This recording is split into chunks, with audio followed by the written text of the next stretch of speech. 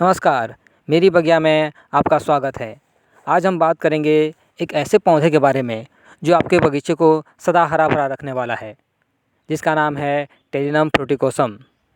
यह एक सदाबहार, सघनता से विकसित होने वाला पत्तेदार पौधा है। इसकी सर्वाधिक विशेषता यह है कि यह पालक के समान पोषक तत्वों से परिपूर्ण पत्तेदार सब्जी है। इसलिए इसे सिलोन पालक, फिलीपीन पालक, फ्लोरिडा पालक के नाम से भी जाना जाता है। आंचलिक भाषा में इसे पैना भाजी भी कहते हैं। इसकी पत्तियां मांसल, मोटी तथा पानी से भरपूर होती हैं, इसलिए इसे वाटर लीफ भी कहा जाता है। उत्तरी भारत में यह नवीन किस्म की सब्जी है, जबकि उष्णकटिबंधीय क्षेत्रों, दक्षिणी एशिया में यह एक प्रमुख पत्तेदार सब्जी के रूप में इसका उपयोग किया जाता है।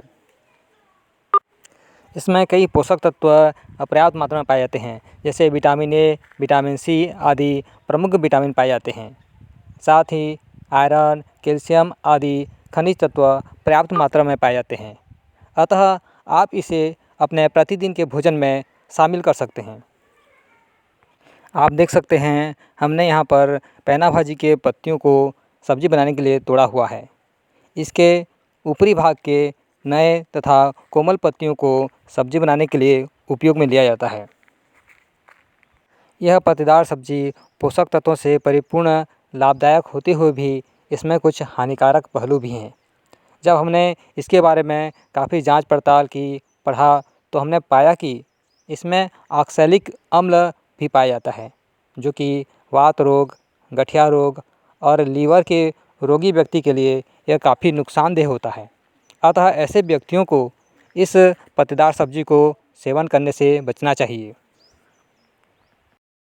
अब मैं आपको बताने वाला हूँ इसे कब और कैसे उगा सकते हैं। मित्रों, यह एक हार्डी प्लांट है। इसे किसी भी मौसम में आसानी से उगाया जा सकता है। इसे उगाने के दो विधि हैं। पहला, जड़ द्वारा। इसके जड़ को उखाड़ कर ले आइए और 50% मिट्टी, 50% गोबर की खाद के मिश्रण में इसे लगा दीजिए। पानी डालते रहिए, कुछ दिनों में ही इसमें नई नई शाखाएँ निकलना शुरू हो जाएगी। इसका दूसरा और सर्वाधिक प्रचलित विधि है डंठल या तने की कटिंग लगाना। तो चलिए हम इसे करके देखते हैं। मैंने यहाँ पर एक छिद्रयुक्त ट्रे लिया हुआ है। इसमें 50% मिट्टी, 20% बालू और 30% गोबर की खाद का मिश्रण लेकर के इसको भर दिया है। साथ ही इस मिट्टी को अच्छी तरह से गीला करने के उपरांत हम इसमें कटिंग लगाने वाले हैं। आप जब कभी इस पत्तेदार सब्जी को खरीद के लाते हैं या तोड़ते हैं, तो इसमें से पत्तियों को अलग करने के पश्चात जो डंठल या तने की कटिंग बचती है, उसे हम लगा सकते हैं। आप देख सकते हैं, मैंने यहाँ पर कई सारे कटिंग लिए हुए हैं। इनमें से अधिक पत्तियों को हटाने के पश्चात ये कटिंग लगाने के लिए पूरी तरह तैयार हैं।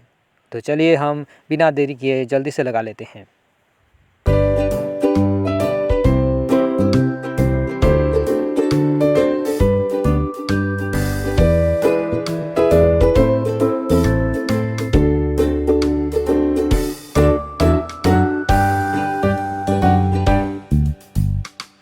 इस तरह से हमने सारे कटिंग लगा लिए हैं। अब इसमें से हल्के हल्के मात्रा में पानी डालेंगे ताकि सारे कटिंग सेट हो जाएं। इन्हें 2-4 दिनों के लिए छायादार स्थान में रखने की आवश्यकता है। साथ ही इसमें नमी बनाए रखने के लिए समय समय पर पानी का छिड़काव ज़रूरी है। आप देख सकते हैं, कुछ दिनों के पश्चात इसमें नई नई पत्तियाँ आ गई हैं। इनमें समय समय पर पानी का छिड़काव करते रहने से इसमें पत्तियाँ जल्दी आ जाती हैं। आप भी इस विधि से इस पोषक तत्व से भरपूर पत्तेदार सब्जी को अपने गार्डन में लगा सकते हैं। तो चलिए हम अभी इनके जड़ों का अवलोकन करते हैं। देखते हैं इसमें कितनी जड़ें आई हुई हैं। एक दो पौधों को हम उखाड़ कर देखते हैं कि इसमें जड़ें कितनी आई हुई हैं। आप देख सकते हैं कि इसमें अब जड़ें आने लगी हैं। साथ ही इसमें बहुत सारी पत्तियाँ निकल आई हैं। कहने का तात्पर्य यह है कि आप भी इस विधि से आसानी से इस पत्तेदार सब्जी को उगा सकते हैं। शीत ऋतु में इस पौधे पर कीड़ों का प्रकोप बढ़ने लगता है। इसकी कोमल पत्तियों को कीड़े खाने लगते हैं। अतः जब भी आपके पौधे में इस प्रकार के लक्षण दिखाई दें तो इसका सरल उपाय यह है कि इन कीड़ों को भगाने के लिए इसमें राख का छिड़काव करें। इस तरह आप आसानी से पालक के समान पोषक तत्वों से परिपूर्ण इस पत्तेदार सब्जी का उपयोग कर सकते हैं। वीडियो को अंत तक देखने के लिए बहुत बहुत धन्यवाद। नमस्कार।